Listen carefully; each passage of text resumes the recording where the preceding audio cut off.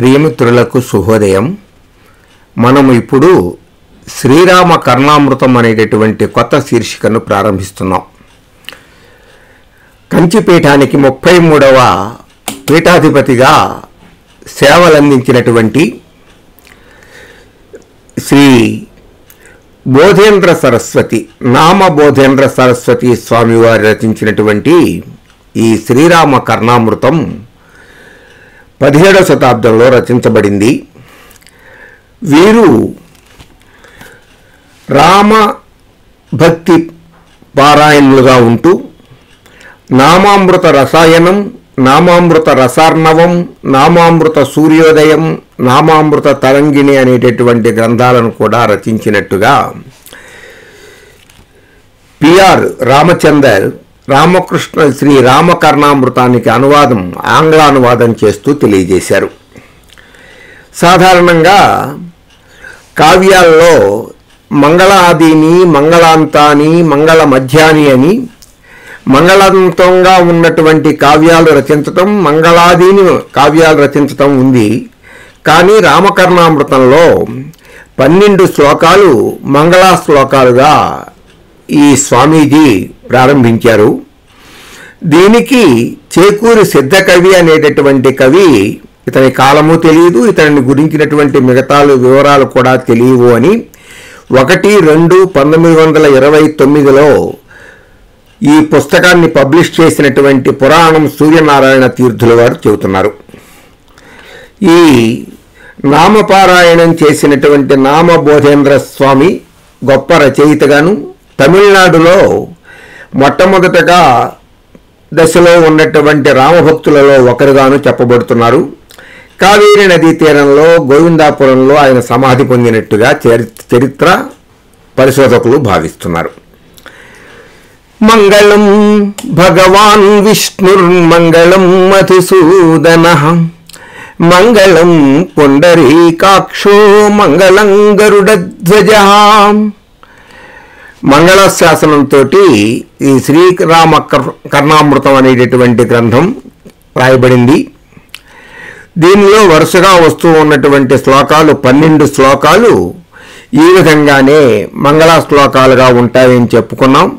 ఆ శ్లోకాలు భజన సమాజాలలో, ముఖ్యంగా దేవాలయాలలో భజన చేసేటప్పుడు, మంగళహారతులు ఇచ్చేటప్పుడు కూడా ప్రసిద్ధంగా చెప్పబడుతున్నటువంటి శ్లోకాలు.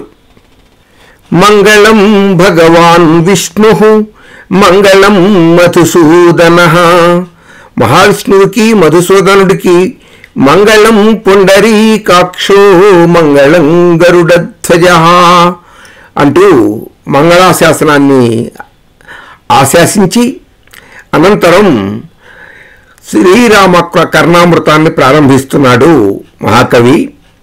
మంగళం కోసలేంద్రాయ మహనీయ గుణాబ్దయే చక్రవర్తి తనూజాయ సార్వభౌమాయ మంగళం వేద వేదాంత వేద్యాయ మేఘశ్యామలమూర్తయే పుంసాం మోహన రూపాయ పుణ్యశ్లోకాయ మంగళం.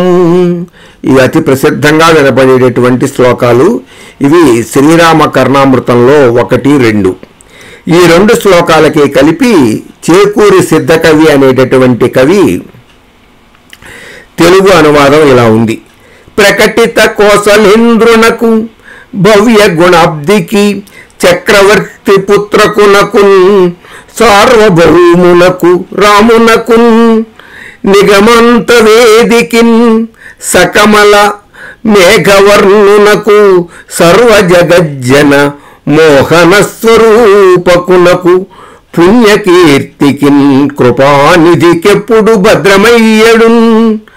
కోసల దేశానికి అధిపతి అయినవాడు, మంచి గుణములకు సముద్రుడైనవాడు, చక్రవర్తి అయిన దశరథులకు పుత్రుడు, సార్వభౌముడు, వేదముల వల్ల వేదాంతముల వల్ల తెలియదగినవాడు, నీలమేఘము వంటి శరీర కాంతి కలిగినవాడు, పుంసాం మోహన రూపాయ పురుషులకు మోహాన్ని కలిగించేటటువంటి వాడు, పవిత్రమైన కీర్తి కలిగినటువంటి వాడైన రామచంద్రులకు శుభముగాక అంటూ రామకర్ణామృతాన్ని ప్రారంభించాడు బోధేంద్ర సరస్వతి స్వామి వారు కృష్ణ కర్ణామృతం తర్వాత ఇది రాయబడింది అని, దీనిలో కొన్ని కృష్ణ కర్ణామృత శ్లోకాలు ఉన్నాయి అంటూ ఇలా రకరకాలైన విమర్శలు ఈ గ్రంథం మీద ఉన్నాయి. వాటిని అనుచానంగా మనం తర్వాత ప్రస్తావించుకుందాం. వేద వేదాంత వేద్యాయ మేఘశ్యామలమూర్తయే పుంసాం మోహన రూపాయ పుణ్యశ్లోకాయ మంగళం.